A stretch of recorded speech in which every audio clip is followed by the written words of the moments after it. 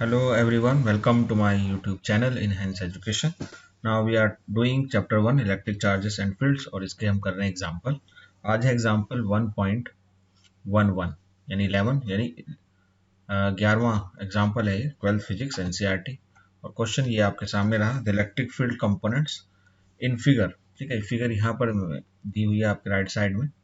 तो आप देखें इस फिगर में जो इलेक्ट्रिक फील्ड है इज ई एक्स, यानी जो कंपोनेंट है इसका along the x axis is alpha x raised to the power 1/2. E y E z यानी कि दोनों कंपोनेंट y और z डायरेक्शन में वो जीरो है, यानी जो इलेक्ट्रिक फील्ड है it's only along the x axis. Alpha जो यहाँ पर एक कांस्टेंट है उसकी वैल्यू आपको दी हुई है. अब आपको इसमें कुछ कैलकुलेशन करनी है. कैलकुलेशन में क्या पूछा गया है, फर्स्ट हमें निकालना है फ्लक्स थ्रू द क्यूब. ठीक है ना, इस पूरे क्यूब के थ्रू हमें फ्लक्स निकालना और दूसरा हमें कैलकुलेट करना charge with in the cube. Okay, तो थोड़ा सा इसको और मैं एक्सप्लेन कर देता हूँ कि क्या कहने की कोशिश की गई यहाँ पर.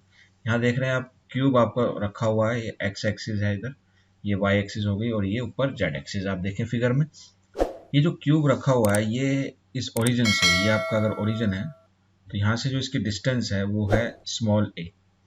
ये जो डिस्टेंस दी हुई है स्मॉल ए, यहाँ से ये ओरिजिन से इस बॉक्स की, इस क्यूब की डिस्टेंस है.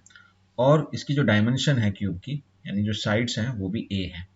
ओके, तो यहाँ पर जो आपको शेडेड पोर्शन दिया हुआ है, जब हम फ्लक्स निकालेंगे फर्स्ट पार्ट जब हम करेंगे इसका, तो हम ये देखेंगे जो इलेक्ट्रिक फील्ड है वो अलोंग द एक्स एक्सिस है.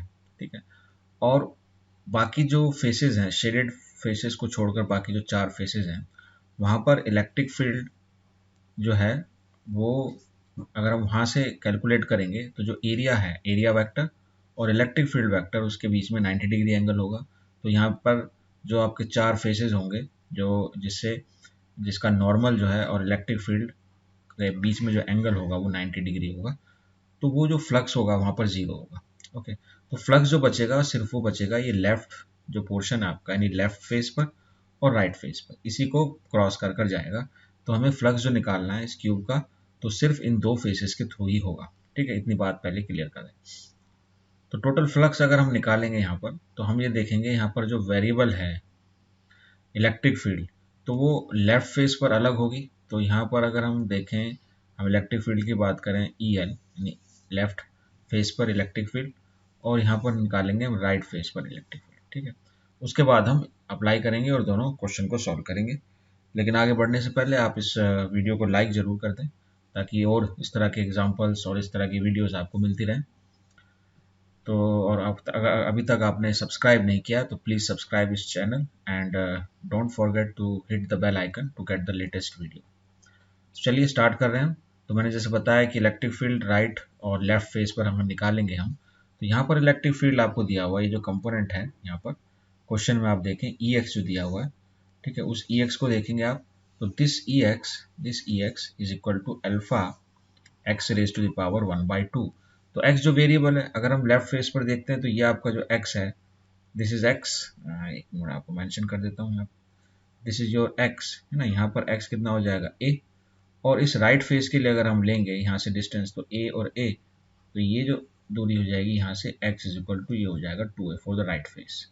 ओके, सो ई एल क्या हो जाएगा, ये हो जाएगा अल्फा तो रहेगा ही, और x की जगह क्या रखेंगे हम a raise to the power half, और ई आर में भी क्या होगा अल्फा, और अब आपका x की वैल्यू होगी 2a raise to the power half. ठीक है, तो हमारे पास जो फ्लक्स का जो फॉर्मूला है, ठीक है ना, तो टोटल या नेट फ्लक्स की हम बात करें तो नेट फ्लक्स क्या होगा, देखिए नेट फ्लक्स होगा आपका, नेट फ्लक्स जो हम निकालना है हमें, this is your part A की बात कर रहे हैं, तो ये हो जाएगा flux through left surface and flux through right surface. तो अकॉर्डिंग टू द फॉर्मूला ये हो जाएगा आपके पास electric field at left surface, तो वेक्टर होता है क्वांटिटी, और dot product with the area, और एरिया हम मानकर चलते हैं यहाँ पर जो एरिया है, दोनों ही केस में एरिया तो बराबर होगा, लेकिन उसकी जो ओरिएंटेशन है, तो ये जो डायरेक्शन है आपकी एन वेक्टर, ये एक्चुअली डेल्टा एस है ना. अगर हम वेक्टर बनाएं इसको उस तरह दिखा सकते हैं. इलेक्ट्रिक फील्ड जो है वो लेफ्ट टू राइट है, तो ये आपका ई एल हो गया. इसके बीच में जो एंगल आएगा वो आएगा आपका 180 डिग्री. इस तरीके से ये जो डायरेक्शन है इसकी, ये भी आपका डेल्टा एस होगा, और इलेक्ट्रिक फील्ड की डायरेक्शन ये होगी आपकी राइट साइड में, ठीक है। तो इसके बीच में जो एंगल होगा, इन दोनों के बीच में जो एंगल होगा थीटा, वो हो जाएगा आपका 0 डिग्री, ठीक है। तो एंगल को ध्यान देखें, और आपका जो डेल्टा एस है, delta S is the area of the square. ये जो एरिया स्क्वायर यानी फेस जो है, सारे इसके फेसेस जो है वो कैसे है, स्क्वायर है। तो यानी एक इसकी डायमेंशन है ए, तो ए स्क्वायर हो गया। तो हम यहाँ पर इस तरह से निकाल रहे हैं, ठीक है। तो ये हो जाएगा आपका डेल्टा एस वेक्टर, है ना। Area is a vector. अगर उसके हम आउटवर्ड, यहाँ पर ध्यान रखना है कि जो हम यहाँ पर एन इस डायरेक्शन में लेफ्ट टू राइट, और इस फेस पर राइट टू लेफ्ट है, मतलब दोनों ही केस में कॉमन चीज ये है कि आउटवर्ड होता है। जो भी नॉर्मल हम निकालते हैं किसी फेस से, तो वो हमेशा उसके आउटवर्ड डायरेक्शन में लिया जाता है। तो that is equal to right side, okay, plus sorry dot dot area vector, ठीक है ना। अब यहाँ पर जो है EL की वैल्यू हम रखेंगे। EL की वैल्यू क्या होगी, ये होगी आपकी alpha a raise to the power half, और डेल्टा एस क्या हो जाएगा, ए स्क्वायर। एरिया के बीच में कितना हो जाएगा, कॉस 180 डिग्री, ठीक है, प्लस देन ई आर है alpha 2a raise to the power half, है ना। और डेल्टा एस क्या हो जाएगा, इसमें भी ए स्क्वायर, लेकिन यहाँ पर जो एंगल होगा वो होगा आपका 0 डिग्री। तो कॉस 180 डिग्री क्या होता है, -1। तो हमारे पास जो कॉमन वैल्यूज आएंगे, एक तो अल्फा कॉमन आ रहा है, और a की पावर 1/2 एंड 2 दोनों में a की पावर 1/2 एंड 2, तो ये हो जाएगी 5/2। तो a की पावर 5/2 ये आ गया बाहर, ओके। और यहाँ पर जो है आपका ये जो नेगेटिव होगा, ये नेगेटिव हो जाएगा, और a की पावर 1/2, तो इसमें से पॉजिटिव वाला हम यहाँ लिख लेंगे √2 -1। तो ये जो है आपका फ्लक्स हो जाएगा, नेट फ्लक्स। अब सिर्फ हम इसको कैलकुलेट कर सकते हैं वैल्यूज रखकर। तो कैसे कैलकुलेट करेंगे, देखिए अल्फा हमें दिया हुआ है 800, ये हो जाएगा आपका 800, ठीक है। ए है हमारा 0.1, देख सकते हैं आप यहाँ पर ए जो दिया हुआ है, ये ए की वैल्यू है ना, अज्यूम करनी है हमें 0.1 मीटर। तो इसका हो जाएगा, अच्छा 5/2 है तो इसको ऐसे लिख सकता हूँ 2 एंड 0.1 और हाफ, तो ये 5/2 लिखने का तरीका हो गया। चलिए √2 की वैल्यू हम जानते हैं होती है 1.414, इतना तो आपको याद होना ही चाहिए। अब हम क्या करें, देखिए 0.1 का स्क्वायर करेंगे तो हो जाएगा 0.01, ओके, और ये 0 से उसको हट जाएगा, तो दोनों मिलाकर सिर्फ ये क्या रह जाएगा, यहाँ पर 8 रह जाएगा।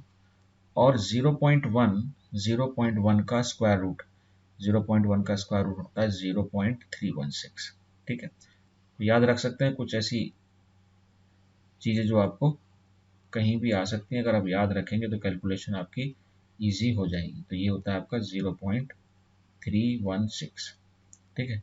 इसको आप यहाँ पर याद रख सकते हैं, और इसको आप 1 माइनस करेंगे तो हो जाएगा 0.414, ठीक। जब आप इसको कैलकुलेट करेंगे तो यू विल गेट 1.047, ठीक है, 1.047, एंड देन यूनिट हो जाएगी इसकी न्यूटन मीटर स्क्वायर पर coulomb. This is your first part of this question. तो नेट फ्लक्स जो है आपका ये होगा, ठीक है। अब देखेंगे सेकंड पार्ट में, इसको नोट कर लें आप फ्लक्स को, क्योंकि इसकी जरूरत आपको पड़ने वाली है, इसकी जरूरत पड़ने वाली है आपको सेकंड पार्ट में, क्योंकि उसमें आपसे पूछ रहा है वो सेकंड पार्ट में what is the charge with in the cube. तो बाय गॉस थ्योरम हम जानते हैं कि यहाँ पर हम लिख सकते हैं सेकंड पार्ट, ठीक है। तो गॉस लॉ क्या कहता है, बाय गॉस लॉ हम जानते हैं कि जो चार्ज होता है ना विद इन अ सरफेस, इस सरफेस के अंदर, that is equal to flux, total flux is equal to charge enclosed divided by epsilon naught. तो यहाँ से हम Q लिख सकते हैं, Q हो जाएगा हमारा phi into epsilon not, okay. So अब आप इसके अंदर वैल्यू डाल दें, फाई हम निकाल ही चुके हैं, तो ये हो जाएगा आपका 1.047 इंटू एप्सिलॉन नॉट की वैल्यू भी हमें याद होनी चाहिए 8.854 इंटू 10⁻⁻12, ठीक है। एनसीईआरटी में आप देखेंगे कि यहाँ पर जब कैलकुलेट किया गया सेकंड पार्ट में चार्ज, तो यहाँ पर वैल्यू अप्रॉक्सीमेट रखी गई है 1.05, और उसको कैलकुलेट करने के बाद जो वैल्यू आ रही है वो 1.05 से कैलकुलेशंस पर नहीं आती, वो 1.047 के कैलकुलेशन के बाद ही आती है। तो उसमें ये चीज़ गलत रखी हुई है वो 1.047 होता है। जो मैं करा रहा हूँ तरीका सही है। जब आप इसको कैलकुलेट करेंगे तो you will get 9.27 into 10⁻⁻12 coulomb. तो ये हो जाएगा आपका चार्ज। तो that is how we can do this question. ठीक है।